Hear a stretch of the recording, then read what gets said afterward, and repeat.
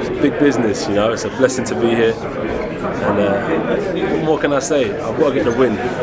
You know, the people who lose and don't perform don't go down in history, so I've got to go out there and get the job done. With those great names, is that something you're going to use as inspiration, or is that the sort of thing you try to put to one side because it can actually increase the pressure on the night? Nah, definitely use as inspiration. So like, I'll watch their videos and stuff maybe like on a day when I'm in the changing rooms, just to feel like I'm not the only one doing this. I'm not the first one. Millions of people, or hundreds of people have done it before me. So that's the kind of inspiration I take. That's really interesting. Is there any particular fights you've got lined up that you intend on watching?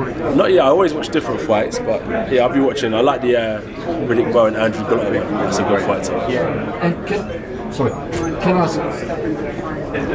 Will you have you asked for any advice in the lead up to this fight, which is something you often do to speaking to other players? Just my own team. Just speak with my own team at the minute. Been kind of it's lockdown, isn't it? I've been locked down, so with all the ups and downs, issues that have happened, I haven't really had time to reach out. I've just been focusing on making sure a fight happens. How are you finding the change of scenery? Because usually by this point you're in London, everyone's all around you. Is there more pressure? Is there less pressure? How has it changed? It's different. It is different. When we was leaving Sheffield, I said, wow, imagine having a fight in London. It would have been so straightforward. But all we did was picked up what we had in Sheffield and moved it to New York or Miami, and it's been a blessing. So it hasn't changed so much. How was Miami? Has the change of scenery helped you not get so fatigued? Because training camps can be quite jading, can't they? Yeah, I recover well though. You know, drink water, eat good, sleep good. So my recovery is always good. Just training is just always hard, isn't it? So it is what it is. So it's just boxing for you. The more you put in, the more you get out. Coach says do 10, I say let's do 15. That's just the mindset of the beast. So given this is your US debut, how important is it now to make a statement now that you're here? I've been making statements, bro. You know, it's just winning. That's what that matters. Statements have been happening long before in New York. That's what brought me here. So go out there and just do what I do. That's the main thing.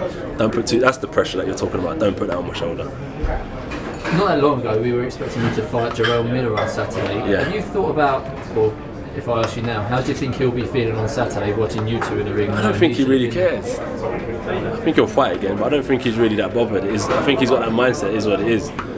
That's what I like about boxing. One opportunity comes, and then another one's always going to pop up and be available. So, you know, what did he get? I think a 6-month ban, so he'll be back in the mix before you know it. Yeah. So good luck to him. Since that great stoppage of Povetkin, you've come across as frustrated a few times. There was an exchange with Dillian White, the whole thing with Miller, etc.